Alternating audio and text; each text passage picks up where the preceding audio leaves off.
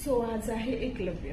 शरद दळवी एकलव्य मांडताना दवे जी सुरुवात करतायत ना, म्हणजे महाभारताच्या त्या रणांगणात जिथं द्रोणाचार्यांचं शव पडलंय आणि तिथं आक्रोश करणारा एकमेव व्यक्ती पाहायला मिळतोय आणि तो आहे आपला एकलव्य. मी महाभारतातलं पहिलं कॅरेक्टर वाचलं होतं कर्ण कॉलेजमध्ये असताना, आणि मी कर्णाच्या प्रेमात होते आणि मला फार सिंपती होती की कर्णावर फार अन्याय झालाय असं मला तेव्हापासून वाटायचं. पण जशी मोठी होत गेले मला लक्षात आलं महाभारतात अशी असंख्य पात्र ज्यांच्यावर अन्याय झालाय.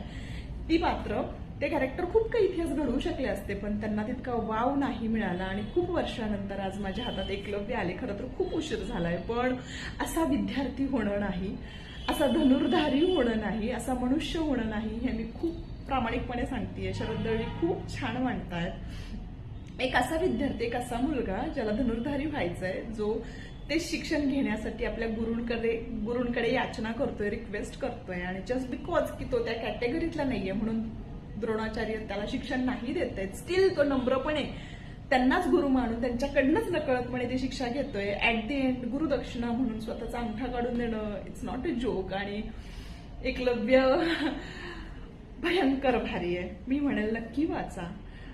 एक शिष्य काय असतो, एक स्टुडंट काय असतो, तर येस, एकलव्य खूप छान.